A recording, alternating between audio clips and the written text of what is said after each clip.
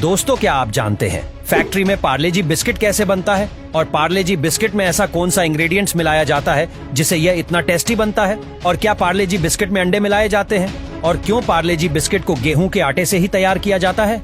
और एक पार्ले जी बिस्किट को तैयार होने में कितना वक्त लगता है? तो चलिए बिना देरी के इस वीडियो को शुरू कर देते हैं। पार्ले जी बिस्कुट बनाने का सबसे पहला स्टेप होता है रॉ मटेरियल को कलेक्ट करना। ये वही बेसिक सी चीजें होती हैं जिनसे बिस्कुट का स्वाद और क्वालिटी तय होता है। मैदा, चीनी, घी या तेल, दूध पाउडर, ग्लूकोज और कुछ सीक्रेट इंग्रेडिएंट्स। अब इन सारी चीजों को बड़े बड़े बैग में भरकर फैक्ट्री में लाते हैं। लेकिन मजे की बात यह है, यहाँ पर इन सभी इंग्रेडिएंट्स की जांच पड़ताल पूरी तरह फौजी शक्ति के रूप में होती है और अगर कहीं से जरा सी भी गड़बड़ी मिल गई ना तो पूरा बैग ही रिजेक्ट हो जाता है। इसका मतलब पार्ले जी वाले बिस्किट की क्वालिटी में कोई भी समझौता नहीं करते हैं।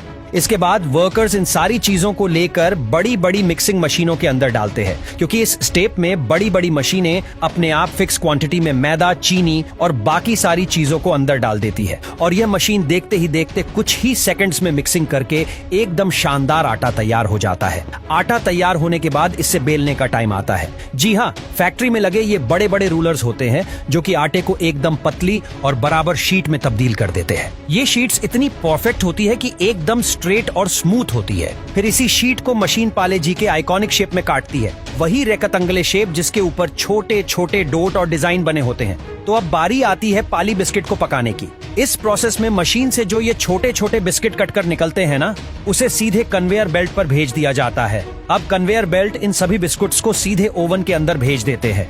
ये ओवन कोई छोटा मोटा ओवन नहीं है, ये तो इतना लंबा होता है कि इसे एक बार शुरू से अंत तक देखने में ही काफी वक्त लग जाए। यहाँ पर बिस्किट को करीब 200 से 260 डिग्री सेल्सियस के बीच तापमान पर पकाते हैं। इस ओवन में बिस्कुट को बहुत ही बारीकी से पकाता है, क्योंकि ओवन इतना गर्म होता है कि अगर गलत ही से आपका हाथ लग गया ना तो मिनटों में तंदूरी बन जाएगी। लेकिन सबसे मजेदार बात यह है कि बिस्किट को पकाने में सिर्फ 5 से 6 मिनटों का ही समय लगता है। जी हाँ, इतने कम समय में ये आटा एकदम गोल्डन ब्राउन खस्ता तैयार होकर बाहर को निकल आता है। ओवन के अंदर बिस्कुट का पूरा सफर भी एकदम शांति से होता है। कन्वेयर बेल्ट अब धीरे धीरे आगे बढ़ती रहती है और बिस्किट एक के बाद एक सही टेम्परेचर पर बेक होते रहते हैं और जब ये ओवन के दूसरे शोर से बाहर निकलता है ना, ये बिस्किट एकदम गर्मा गर्म होते हैं। अब यार नॉर्मल सी बात है, गर्म बिस्किट को ठंडा तो करना ही पड़ेगा ना, क्योंकि गर्म गर्म बिस्किट को पैकेजिंग में डालना तो मुमकिन ही नहीं होगा। इसके लिए उन्हें लंबी लंबी कूलिंग बेल्ट्स पर रखा जाता है, जहां पर ठंडी हवा की मदद से बिस्किट का टेम्परेचर कम किया जाता है। ठंडा करने का प्रोसेस इसलिए भी जरूरी है क्योंकि अगर बिस्किट पूरी तरीके से ठंडे नहीं होंगे तो पैकेजिंग के दौरान ये टूट सकते हैं। अब ठंडा करने के बाद आता है क्वालिटी चेकिंग का प्रोसेस। ये बहुत ही स्टिक स्टेप होता है। ये स्टेप खुद मजाक नहीं है, क्योंकि इसमें हर एक बिस्किट को अच्छे से चेक करते हैं ताकि बिस्कुट का वजन बिल्कुल सही हो। इसके साथ ही यह भी देखते हैं कि बिस्किट कहीं ज्यादा तो नहीं पक गया है या फिर कहीं टूट फूट तो नहीं गया है। हर एक बैच को ध्यान से चेक किया जाता है जिससे हर बिस्किट हमारी उम्मीदों पर खरा उतरे। सब कुछ परफेक्ट मिलने के बाद अब आता है पैकेजिंग का स्टेप। भाई, ये तो मशीनों का कमाल है।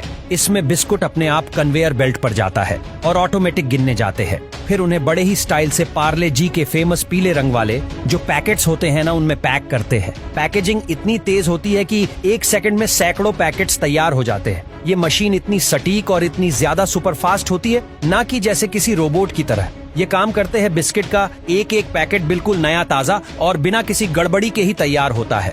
इसके बाद अगला स्टेप होता है यहाँ से इन पैकेज को गोदाम में पहुँचाना। फैक्ट्री में इन्हें ट्रकों में लाद कर पूरे देश में भेजते हैं। चाहे शहर हो या गाँव हो, पार्ले जी हर जगह पहुँचता है।